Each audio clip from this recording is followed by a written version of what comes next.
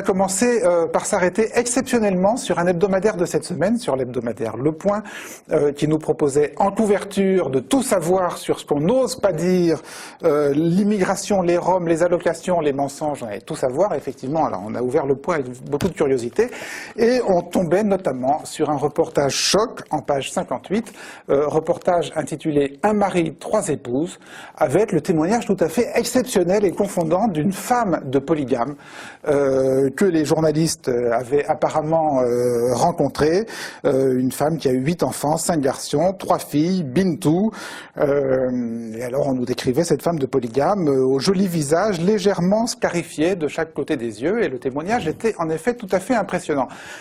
Tout à fait impressionnant, sauf que cette femme de polygame, c'est vous, Abdel. Mais oui, ben voilà, Abdel est femme de polygame. Et c'est vous qui avez alors mystifié les journalistes du Point d'une manière absolument incroyable en vous en passant au téléphone. Parce qu'ils ne sont pas venus. Alors vous habitez Clichy-sous-Bois. Voilà. Les journalistes du Point ne sont pas venus vous voir à Clichy-sous-Bois. Ce qu'il faut dire, c'est que tout l'entretien s'est passé au téléphone. C'est passé au téléphone et vous avez joué la femme de polygame. Alors juste comment ça s'est. Voilà, comment vous êtes branché sur cette affaire il y a une personne qui a contacté le journaliste du Point en lui disant que je pouvais l'aider à trouver cette personne-là, vu que j'avais fait ça au préalable avec beaucoup de journalistes, des vrais journalistes qui venaient, qui cherchaient, qui s'intéressaient, qui interrogeaient, mais en physique. Et cette personne-là m'a contacté au téléphone un vendredi aux alentours de 19h-20h. Vendredi dernier. Donc cette personne-là voulait vraiment avoir cet article-là juste avant samedi pour qu'il puisse l'écrire et le valider. Donc ça m'a donné l'occasion de tester sa fiabilité, de voir si c'était un vrai journaliste ou un imposteur. Excusez-moi. C'est-à-dire, on vous demande, voilà, on vous dit, il y a un journaliste du Point qui cherche une femme de polygame. Est-ce que tu peux la trouver tout de suite ? Voilà, c'est ça qu'on m'a demandé. Au début, on m'a demandé, moi je voulais faire un truc un peu plus grand, en prenant une femme, en demandant à la femme de le piéger et de tout filmer à l'extérieur.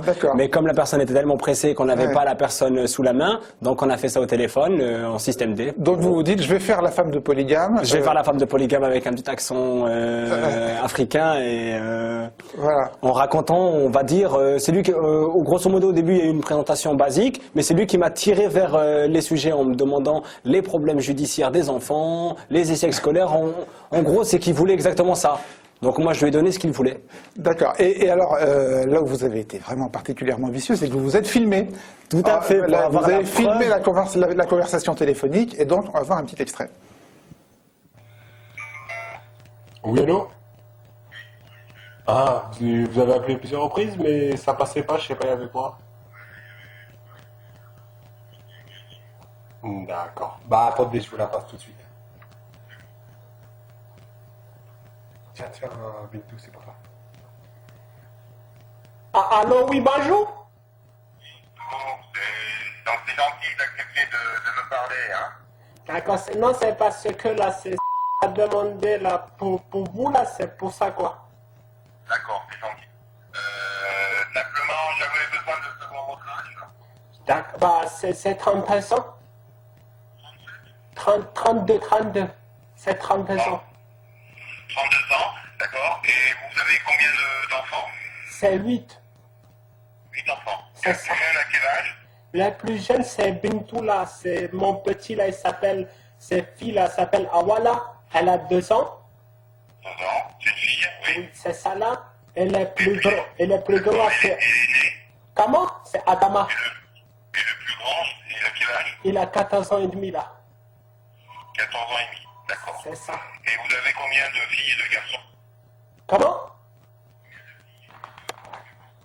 Moi, c'est 8 enfants, là. C'est Awa, la petite. Ensuite, il y a Fatou. Deux filles, là, c'est 3 filles, là.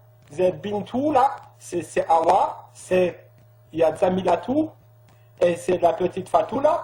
Et les garçons, là, j'en ai 5. Merci beaucoup. Vous pouvez me repasser le monsieur? D'accord, c'est passé tout de suite, là. Merci. C'est pour toi, là. Guéro? Oui, bon, merci. Bon, alors vous faites très bien la femme de polygame. Vous aviez construit le scénario avant Au début, j'avais préparé la présentation, mais tout le reste, c'était de l'impro. Vous voulez que je finisse l'interview avec l'accent? Allez-y. D'accord, c'est senti, voilà, c'est préparé le début comme ça, et la suite, là, c'est venu tout de suite, là. Vous savez que vous êtes très fort en impro, hein. Et alors, ce que vous me racontiez juste avant le plateau, c'est que y a certains détails qui ont même été rajoutés. Voilà, il y a eu déjà la première, la description. La description physique, oui. J'ai un joli visage et je suis un peu scarifié de part et d'autre des yeux. Ouais. Il y a aussi la rencontre, qui est archi faux. La rencontre avec le journaliste. D'accord, bah oui, par définition. Déjà le titre, un mari, 3 épouses, et ensuite il rajoute des choses. Et oui, en gros, je lui ai donné le fil conducteur. Enfin, il m'a poussé à lui donner le fil conducteur, et par la suite il a argumenté, mais c'était plus ce qu'il voulait paraître qu'il a mis. Pourquoi vous avez fait ça? Bah écoutez, c'est super simple. Je suis originaire de Montfermeil et j'ai grandi à Clichy-sous-Bois. Les médias on connaît bien depuis 2005. Après les révoltes sociales, parce que les médias aiment bien jouer sur les mots. Émeute, révolte sociale, pour donner une étiquette à une certaine population. J'ai vu des journalistes de mes propres yeux payer des jeunes pour construire l'information. C'est-à-dire ils arrivaient et quand ils étaient présents avec leur caméra pour pouvoir filmer, ils n'avaient pas de substance pour mettre dans leur article. Donc ils payaient pour créer l'information, pour avoir les images en direct et compagnie. Et ça m'avait outré. Par la suite, sur les médias, j'ai analysé un peu ce qui s'est passé entre 2005 et aujourd'hui. L'étiquette qu'on nous a collée n'est pas la même que les autres. C'est-à-dire quand les jeunes de banlieue se sont révoltés, on n'a pas dit que c'était une révolte sociale parce que c'est vraiment une classe sociale qui s'est révoltée entièrement. On a dit que c'était les jeunes racailles qui allaient tout brûler, des émeutiers et compagnie. Mais quand les pompiers allaient manifester sur Paris, on a dit les pompiers sont en colère. Quand les paysans sont allés manifester, on a dit les paysans sont en colère. On n'a pas dit que les paysans sont devenus des racailles, qu'ils allaient tout brûler, qu'ils allaient tout casser et compagnie. Et c'est ça que les médias ont construit autour de la banlieue, c'est qu'ils ont carrément, ils nous ont collé une image. C'est-à-dire qu'on parle de banlieue, que ce soit dans le Calvados, dans le sud ou même à Lille, on parle de banlieue, on fait référence directement aux grandes banlieues, aussi bien à la banlieue parisienne que les grands quartiers en France, et on parle directement de racailles, trafic de drogue, réseau islamiste, pédophilie, polygamie. Viol, les tournantes et compagnie. Et c'est ça qui est alarmant au jour d'aujourd'hui, c'est-à-dire on cherche même plus l'information, c'est qu'on sait déjà quoi mettre. On sait déjà quoi mettre. À l'image de ce journaliste qui avait quasiment déjà écrit son papier avant de faire. En gros, voilà, il n'a pas fait son travail. Pour moi, un vrai journaliste, c'est une personne qui va vérifier ses sources et compagnie. C'est comme si moi j'allais comparaître à un tribunal et que je disais voilà, c'est lui. Il faut vérifier tout ça. Si on dit c'est lui, on le condamne directement, la personne elle va en prison et puis voilà. La personne? Alors là, pas du tout. Par la suite, il voulait me rencontrer moi parce que je l'ai eu au téléphone le lendemain où il m'avait interviewé moi en tant que Abdel et non en tant que Bintou. Et il voulait, d'abord, il voulait avoir des informations sur l'association. Chose toute bête, j'ai parlé d'eau de la démo parce que c'est la première qui m'arrive à la tête. Cette association ne fait pas de parcours scolaire, de suivi scolaire.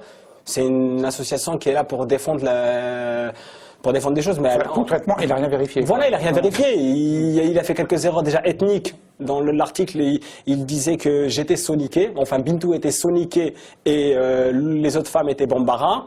Lui, il a marqué solinqué. Il a fait une erreur vraiment sur une ethnie. C'est comme si je disais pas français, mais je disais foncé. C'est pareil.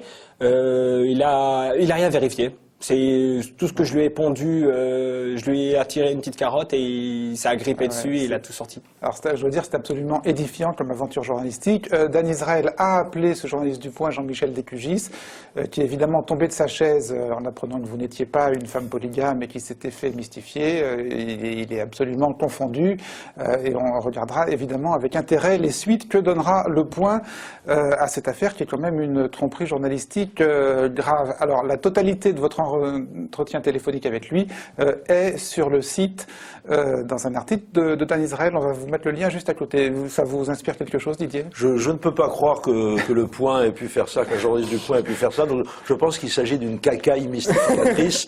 Il faut vite foutre en tôle. Allez. Je suis innocent, j'ai rien fait. On a vu. Bon, vous avez lu l'Express. Ça va être la fête à l'Express après le Point. cette semaine. Oui, alors vous savez, chers amis, qu'à Arrêt sur Image, nous prenons toujours la défense des victimes, de la stigmatisation de toutes les victimes. C'est pourquoi je vous recommande chaudement la lecture de l'Express de cette semaine, qui s'interroge en ces termes: pourquoi tant de haine contre ce pauvre Nicolas Sarkozy? C'est vrai que c'est la bonne question à poser en ce moment.